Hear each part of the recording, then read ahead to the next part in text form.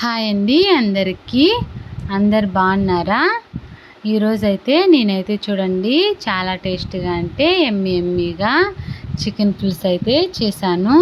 అంటే ఇది నాకు నచ్చినట్లుగా అయితే నేనైతే చేశాను.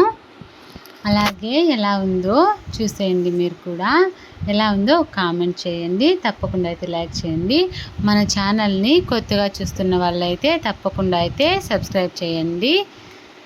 అలాగే నేను ఎలా చేసేసానో చూసేయండి.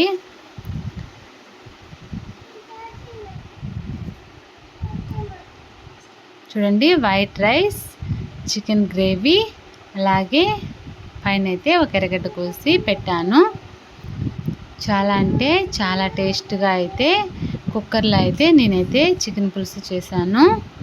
చాలా అంటే చాలా బాగుంది. మా వారు కూడా ఇలా చేస్తే మా వారికి కొద్దిగా ఇంట్రెస్ట్ అనేది ఉండదు, కానీ ఆయన కూడా చాలా ఇంట్రెస్ట్గా అయితే తిన్నాడు. ఫస్ట్ అయితే కుక్కర్ పెట్టి అందులో ఆయిల్ వేసుకున్నాను. ఆయిల్ వేసుకున్న తర్వాత చికెన్ అంతా వేసేసి అది ఒక 2 మినిట్స్ అయితే ఫ్రై చేశాను. తర్వాత కొద్దిగా ఆవాలు, కొద్దిగా చెక్క, కొద్దిగా కరివేపాకు వేసాను. అవి వేసేటప్పుడు అయితే చూపించలేకపోయాను. తర్వాత చికెన్ అంతా నీట్గా ఫ్రై చేసుకున్న తర్వాత ఉప్పు అయితే మనకు రుచికి తగ్గట్టు అయితే ఉప్పు వేసుకోవాలి. నేనైతే వాటర్ ఏమీ యాడ్ చేయలేదు, అందులోనే వాటర్ అయితే వచ్చినాయి. ఒక హాఫ్ స్పూన్ కాడికి కొంచెం తక్కువ అయితే పసుపు అయితే వేసుకున్నాను. తర్వాత కొద్దిగా ఒక 2 స్పూన్స్ అంత అయితే ధనియాల పొడి అయితే వేసుకున్నాను.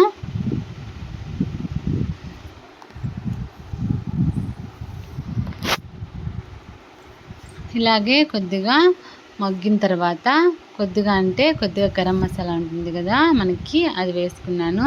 తర్వాత ఆచి చికెన్ మసాలా పౌడర్ ఉంటుంది కదా, అదైతే ఒక 5 రూపీస్ ప్యాకెట్ అదైతే ఫుల్గా అయితే వేసేసాను. తర్వాత అల్లం వెల్లుల్లి పేస్ట్ నేనైతే ఏం తయారు చేయలేదు, అది కూడా ప్యాకెట్ అయితే నీట్గా అయితే వేసుకున్నాను. ప్యాకెట్ మొత్తం వేసేసాను. ఇక్కడ చూపిస్తున్న విధంగా అంతా అయితే ఒకసారి అయితే నీట్గా అయితే ఇవన్నీ వేసిన తర్వాత మసాలాలు అంతా నీట్గా అయితే కలుపుకోవాలి. ఇలా నీట్గా చూసుకుంటూ కలుపుకోవాలి, ఎందుకంటే కింద అయితే మాడిపోతుంది కదా మనకి, అందుకోసం ఇలాగైతే నీట్గా అయితే కలుపుకోవాలి.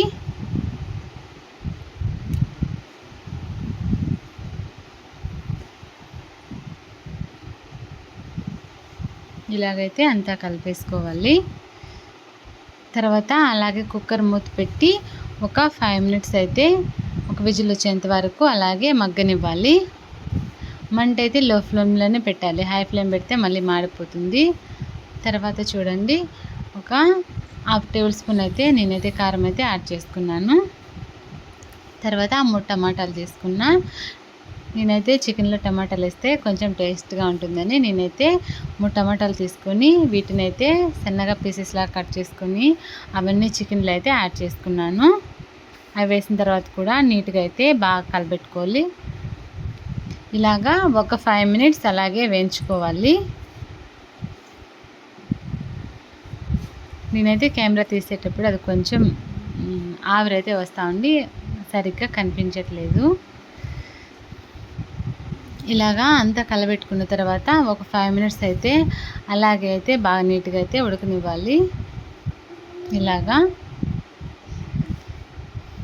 ఇలా మగ్గిన తర్వాత మనకు వాటర్ అయితే ఎన్ని కావాలో అన్నీ అయితే చూసుకొని అయితే వేసుకోవాలి. నేనైతే 2 గ్లాసెస్ అయితే వాటర్ వేసుకున్నాను.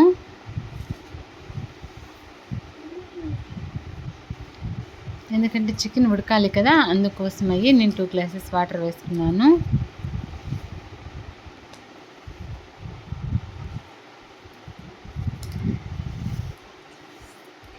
తర్వాత పైన కొద్దిగా పక్కనైతే నేను కొత్తిమీర అయితే కట్ చేసి అయితే పక్కన పెట్టుకున్నాను.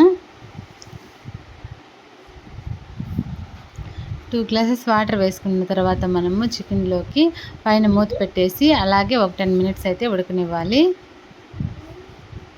చూడండి, ఇలాగైతే మనకైతే నీట్గా అయితే ఈ విధంగా ఉడికిపోయింది కదా. తర్వాత పైన కొత్తిమీర అయితే యాడ్ చేసుకున్నాను.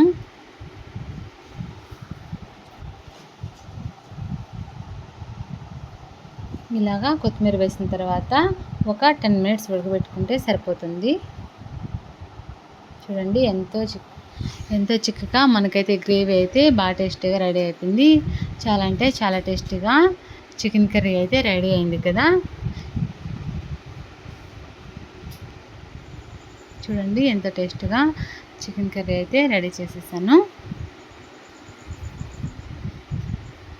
మీరు కూడా నేను ఎలా చేశానో అలాగే చేసేసి ఎలా వచ్చిందో ఒక కామెంట్ చేయండి. Thank you for watching.